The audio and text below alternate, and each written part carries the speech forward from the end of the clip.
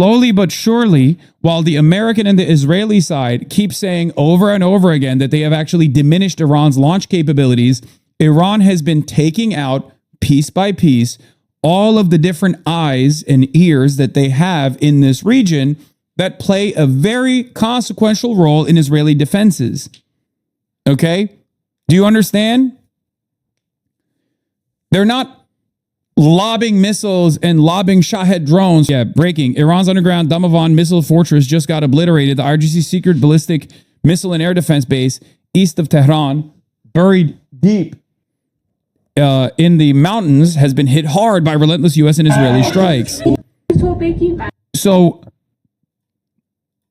I am not like a milsim guy at all. But one thing I have learned from covering these sorts of incidents is the most effective way to stop artillery, the most effective way to stop munitions, the most effective way to stop bombs, basically is dirt. Okay? It's undefeated. It is the most undefeated. It's just ground. It's gravel. It's terrain. It's the most undefeated thing of all time. Okay? It is so difficult to actually successfully penetrate bedrock and get to the weapon systems underneath. You have to consistently keep bombing it over and over again with bunker buster bombs with the hopes that you can, actually engage the deep penetration necessary to get to the munition stockpile. This is the reason why when you go to an outdoor shooting range, there is usually a mountain behind it, right? There's like a mound of dirt behind the targets, because the most effective way to stop a bullet, or the most effective way to stop the most effective way to stop a bullet, or the most effective way to stop any sort of munitions, is literally just the side of a fucking mountain. Iran has plenty of mountains. And this is precisely the reason why their munition stockpile is deep underground. And it's also the reason why they can't fucking get to it. Okay? Rock is even better than dirt or sand, which is something Iran luckily has 55% of its territory made of. It's a uniquely resistant territory. Exactly. So the reason why I'm mentioning all this is because you said, like, oh, are they degrading Iran's capability? Like, it's objectively true that they're degrading Iran's capability. Yes, Iran is not capable of launching missiles with the same frequency that they did in the first couple of days, because obviously some of those cave openings have closed. But all they need to do is to dig themselves out. They can kill the people that are capable of digging themselves out. But Iran also has 93 million people. So they have a fuck ton of people in the IRGC. So they got plenty of people, and they got plenty of dirt, and they got plenty of rock, and they got plenty of terrain, and they have plenty stockpiles. And not only do they have plenty of stockpiles, but they also have a logistical supply chain that is also very difficult to intercept on the eastern side of the country. So they have a direct line to both Russia and China if they want to. Maybe they have a direct line right now that America can't infiltrate either. Pair that up with the fact that their underground like manufacturing capabilities are also deep underground, and you arrive at a situation where it's like Vietnam on fucking steroids, right?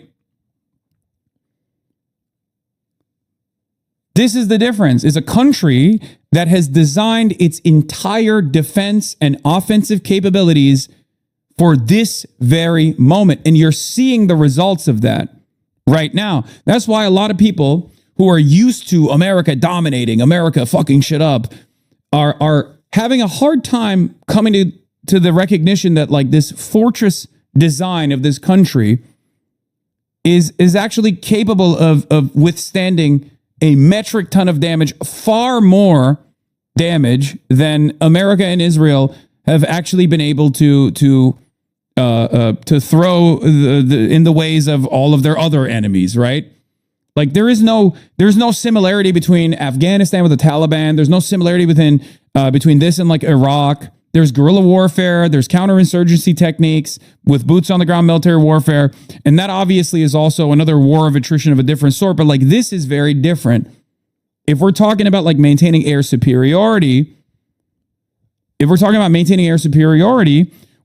the weapon systems that America has, with the virtually unlimited offensive capabilities that America has, they should have completely destroyed the Iranian stockpiles, or at least like their capacity to do damage to the Gulf and certainly to Israel as well. But they haven't been able to do that, right? One must ask the question, why?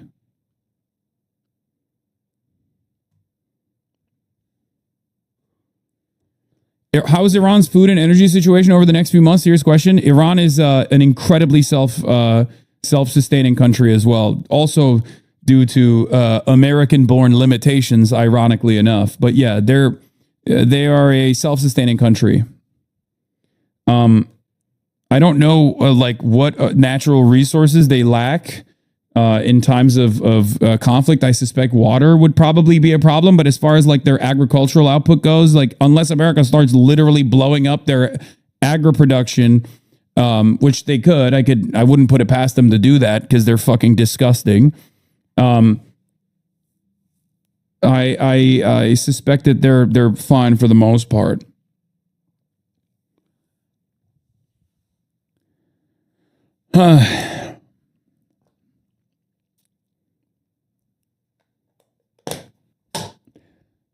But do you understand why I say that? Like, while it looks to be like, while the frequency of their missile launches have diminished from the first day, and if you ask the Iranian government, they cope and they say, "Oh, it's because like we used up all of our newest." We used up all of our older gear on the first day or whatever, and now we're using up like our newer stuff, and that's the reason why we don't have to like launch as many missiles or whatever. I think that's a little bit of cope, but I think America is also coping when they claim that they have been able to deteriorate the Iranian strike capabilities by 70% to 90%, depending on which estimate you're looking at, because the results show a very different reality. If you look at like the Gulf, the Gulf base is still taking tremendous damage with new radar facilities being destroyed every single fucking day. Okay? Every single fucking day. Bro, Rick Scott hates you and it's awesome. Standard.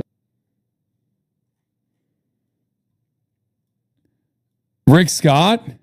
Okay, we'll do that later. Oh, that's awesome. Fuck Rick Scott.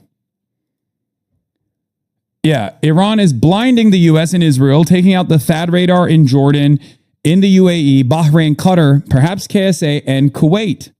This is the reason why Israelis are reporting that their response time, like their in the alarm system that they have, the response time has gone down by like half an hour, pretty much. Back in the day when Iranian missiles were being launched in Iran, you would have like a 25-minute response period to get to the bunkers. Okay? Now, from what I understand, it's gone down to like 1 minute or 2 minutes.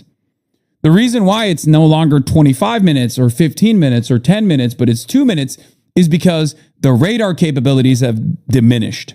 They have been successfully destroying this entire network, these eyes that work alongside the aero systems, that work alongside the Israeli defenses, that work alongside all of these. Like this is a sophisticated network of eyes, basically, eyeballs that warn ahead of time, early advanced warning systems. Iran has been steadily destroying these multiple billions of dollars worth of fucking radars with their Shahed drones that cost $20,000 a pop. And you know, that's the reason why Israel no longer has the same defenses. This will chip away at the confidence that the Israeli public has, which currently is at like a 90% approval rating for American and Israel strikes on Iran.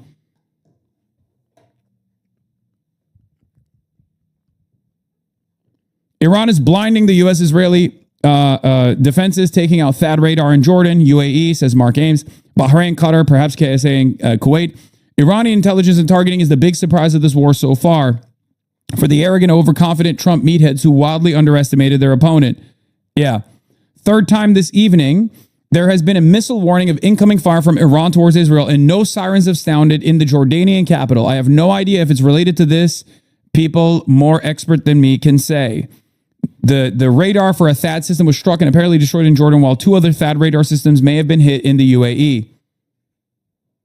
Slowly but surely, while the American and the Israeli side keep saying over and over again that they have actually diminished Iran's launch capabilities, Iran has been taking out, piece by piece, all of the different eyes and ears that they have in this region that play a very consequential role in Israeli defenses. Okay? Do you understand? They're not lobbing missiles and lobbing Shahed drones for no fucking reason at the Gulf. This is why it's laughable whenever, Arakshi goes on NBC and NBC's like, why are you attacking your neighbors, Muslim countries, in the month of Ramadan? It's the holy month of Ramadan. It's like, I wonder why they're doing that. Perhaps it's because all of these other countries have American military bases, and those American military bases have equipment that plays a role in undermining the Iranian offensive. It's war.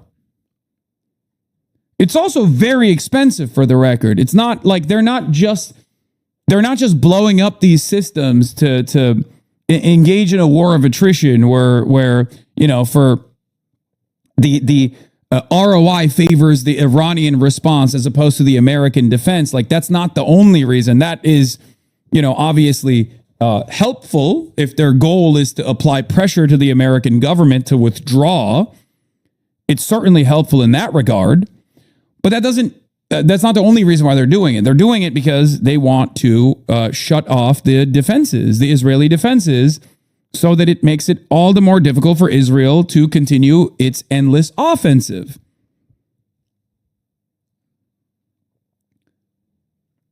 You're buying into Western propaganda. Iran is launching fewer missiles because they have to make their stockpile last for months. They can't just fire 300 missiles every single day. That would be like 10K missiles a month. No, dude, I know. I'm saying that the reason why their missile launching capabilities have quote unquote diminished is partially because they are like the American and the Israeli side are capable of closing up these tunnels. Okay, that's just the truth. It's not because their TLs are getting destroyed and they no longer have the launchers. Okay.